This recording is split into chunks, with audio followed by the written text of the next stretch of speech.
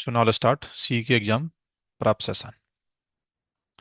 सबसे पहले क्वेश्चंस पे जाने से पहले एग्जाम का एनवायरनमेंट कैसे आएगा वो मैं ब्रीफ करता हूँ। फिर क्वेश्चंस का मीनिंग क्या है, कैसे परफॉर्म करेंगे उसका answer, then we will start. ठीक है दोस्तों। तो एनवायरनमेंट में थोड़ा सा चेंज है। पेपर में जब वेरिफिकेशन आपका हो जाता है, प्रॉक्टर जब आपकी आईडी वाईडी चेक करता है प्रॉपर, राइट ना, जिसको बोलते हैं चेक इन प्रोसेस। तो आफ्टर चेक इन प्रोसेस वो वहाँ से एग्जाम को लॉन्च कर देता है।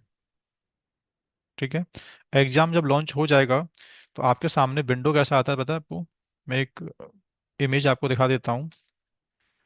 उस इमेज के बेस पर मैं आपको समझा दूंगा कि इन्वायरमेंट पेपर में कैसा आपको दिख रहा होगा। देखो, वेरिफिकेशन होने के बाद आपके सामने ऐसे एक विंडो आएगा।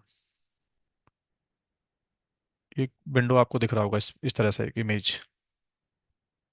इस इमेज के अंदर लेफ्ट हैंड साइड में क्वेश्चन हैं एक्चुअल में आपके। बता रहा है one, task one of 17। That means पहला क्वेश्चन आपने ओपन कर रखा है अभी।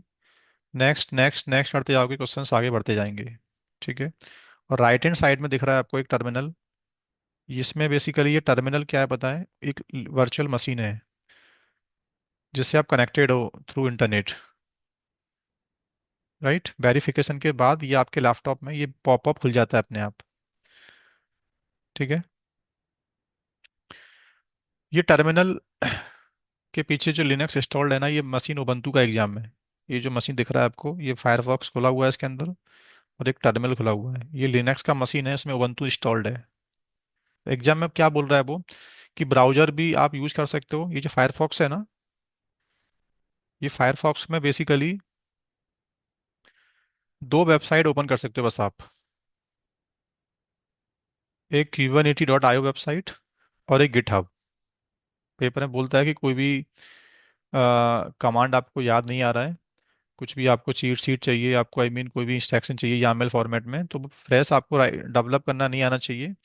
कॉपी पेस्ट करके उसको मॉडिफाई करना आना चाहिए। तो पेपर में सबसे बड़ा बेनिफिट ये है कि they allow to open Q180.io website. ठीक है दोस्तों। तो यहाँ से एक बात सॉल्व हो जाती है एग्जाम में, कि हमको कोई भी कमांड से हैंड्स ऑन करने की नीड नहीं है। कमांड को सर्फिंग करना हमको आना चाहिए Q180 के डॉक्यूमेंट से। चलो, अब पेपर कैसे स्टार्ट करोगे आप पता है? ये विंडो आपके सामने स्क्रीन पे आ जाएगा। ये जो टर्मिनल है ना, ये टर्मिनल, ये एक्चुअल में Kubernetes क्लस्टर नोड नहीं है। इसको एग्जाम में बोलते हैं foundation node, work station node, student node. इस नोड पे क्या हो रखा है, क्यूब CTL कमांड पहले से इंस्टॉल्ड है इस नोड के ऊपर। ठीक है। अब इस मशीन के पीछे या इस मशीन के अंदर ही they already have configure around 6 cluster, multiple cluster. एक मास्टर दो वर्कर नोड, एक मास्टर दो वर्कर नोड, किसी में एक मास्टर एक वर्कर नोड। ऐसे बैकएंड में वो क्या कर चुके हैं आपके लिए एनवायरनमेंट के अंदर, दे already have configure multiple clusters. ठीक है। अब in every questions they have mention clearly कि ये क्वेश्चंस इस क्लस्टर में परफॉर्म करना है। ये थोड़ा सा अभी ब्लर आ रहा है विंडो, बट इसमें देखो ये जो एक लाइन दिख रहा है ना आपको, ये वाला, ये इस इंफॉर्मेशन में प्रॉपर लिखा होता है कि ये questions you have to attempt in this cluster. अब किसी क्लस्टर को कनेक्ट करने के दो तरीके होते हैं एग्जाम में। या तो we can log in directly over the master node, SSH, master node का नाम बस। हर एक क्वेश्चंस के ऊपर they already have given properly, this is your master node, this is your worker node name details. ऐसे नाम प्रॉपर दिए हुए एग्जाम के अंदर हर क्वेश्चंस के ऊपर। या एक कमांड भी एग्जाम में दे रहा है कि तुम अगर SSH के थ्रू नोड पर लॉग इन नहीं कर सकते ना, तो इसी मशीन से बैठ के you can connect your API via command. एक कमांड आपको पता होगा, kubectl config यूज कॉन्टेक्स्ट और कॉन्टेक्स्ट का नाम। तो इन्होंने बैकएंड में क्या कर रखा है, इस फाउंडेशन नोड के ऊपर 6 क्लस्टर का API सर्वर की IP कॉन्फ़िग फाइल में इंटीग्रेट करके आपको दिया हुआ है। तो तुमको मैन्युअली मास्टर नोड पे बार बार लॉगिन करने की नीड नहीं है। तुम्हें बस करना क्या है, हर क्वेश्चंस के ऊपर क्लियरली लिखा हुआ है कि ये क्वेश्चंस का ये कॉन्टेक्स्ट है। तो एक कमांड होता है, आपको मालूम होगा, एक कमांड होता है kubectl ये कमांड याद करके नहीं जाना है। ये कमांड एग्जाम में क्वेश्चंस के ऊपर प्रॉपर दिया हुआ है कि जो भी स्टूडेंट फाउंडेशन नोड से मास्टर नोड पर लॉगिन नहीं करना चाहता, वो क्या करे ऐसे, उस क्वेश्चन का कॉन्टेक्स्ट सेट कर ले पहले। जैसे मेरे पास बता रहा है कि दोस्त तुम्हारे पास ये कॉन्टेक्स्ट अभी है नहीं, क्योंकि मेरे पास only I have one cluster, मेरे पास एक ही क्लस्टर है। बट एग्जाम में क्या होगा, उस फाउंडेशन नोड से बैठ के, वर्क स्टेशन नोड से बैठ के ये वाली कमांड आप रन करोगे ना, अगर गेट कॉन्टेक्स्ट, तो तुम्हारे सामने स्क्रीन पर 6 कॉन्टेक्स्ट आएंगे, देखना ऐसे।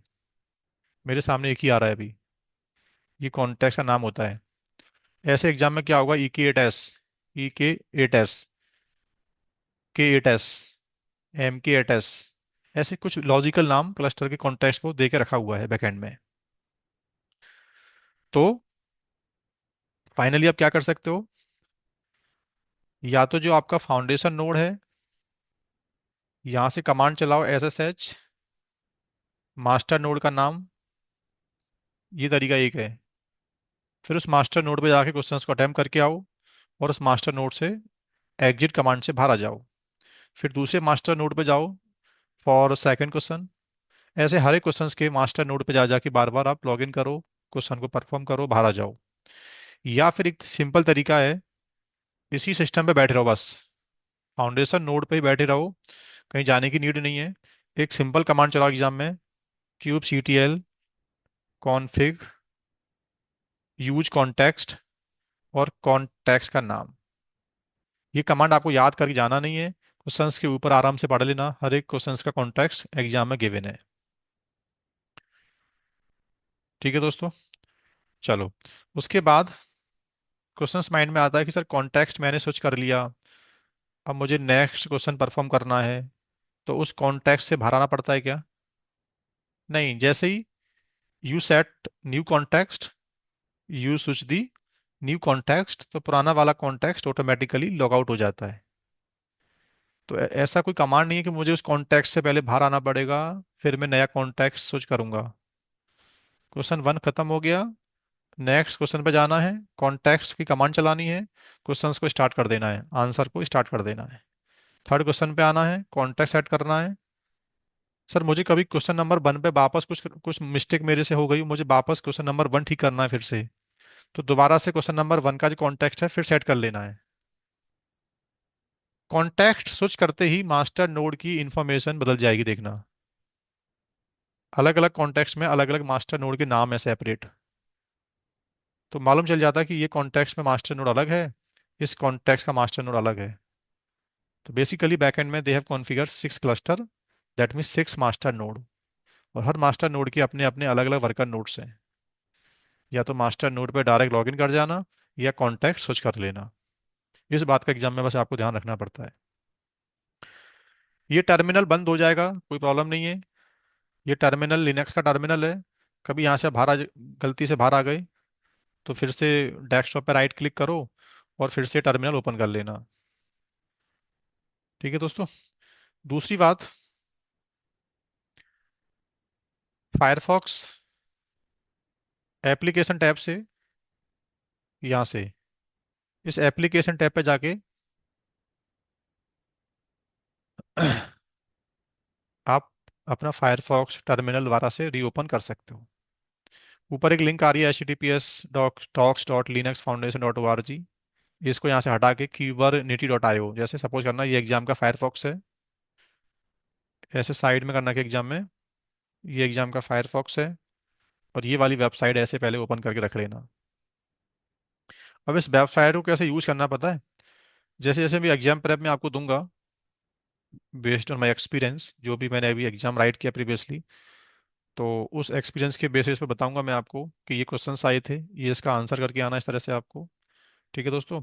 अब सर मुझे कमांड्स तो प्रॉपर याद नहीं है एक्चुअल में पेपर के अंदर, क्वेश्चंस को मैं कैसे याद करूंगा, कैसे उसको रेडी करूंगा। तो टॉपिक के नेम होते हैं, जैसे एग्जाम में क्वेश्चन आया हुआ है रोल बाइंडिंग का,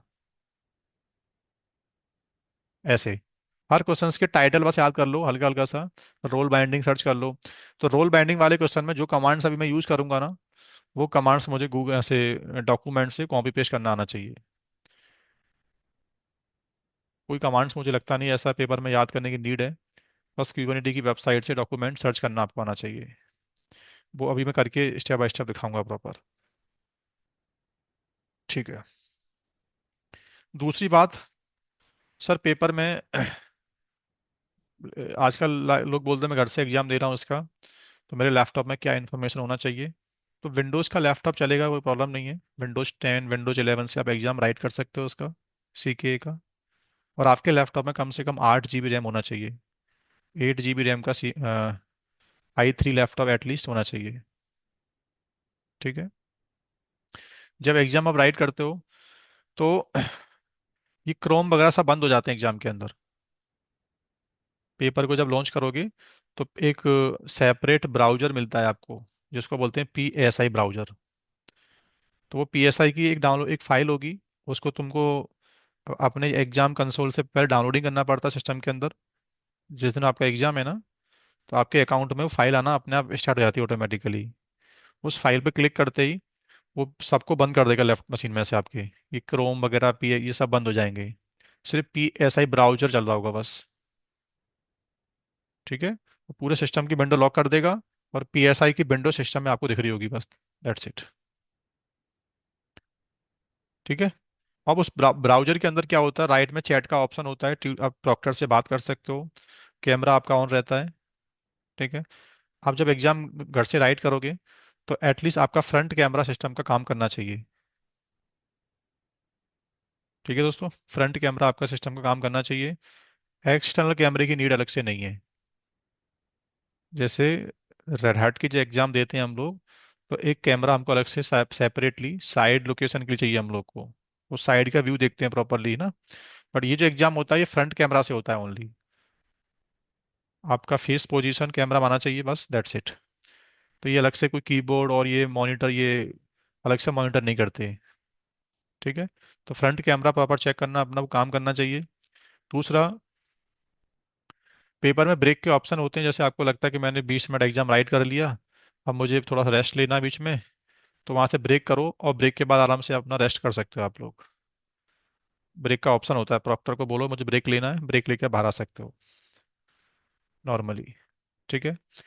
दूसरा प्रॉब्लम है सर, मेरा इंटरनेट बीच में इंटरप्ट हो गया तो मैं क्या करूँगा।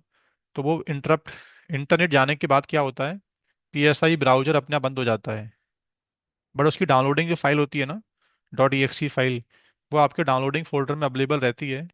तो फिर से उस फाइल को रन कर दो दोबारा से।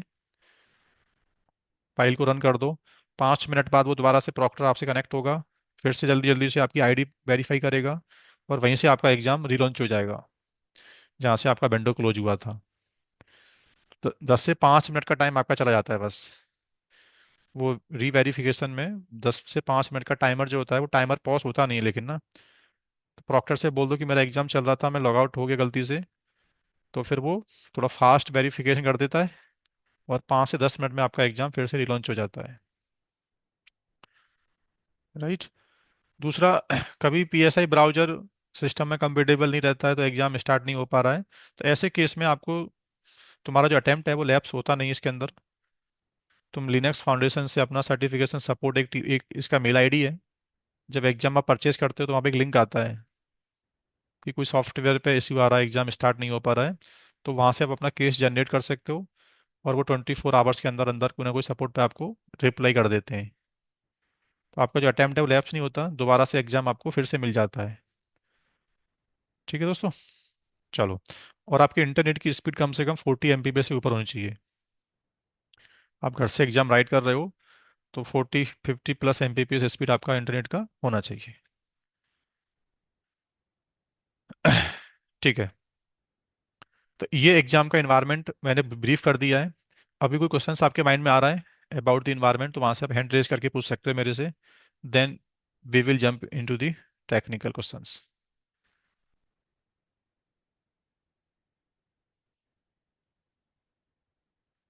कोई क्वेश्चन है तो आप बोल सकते हो।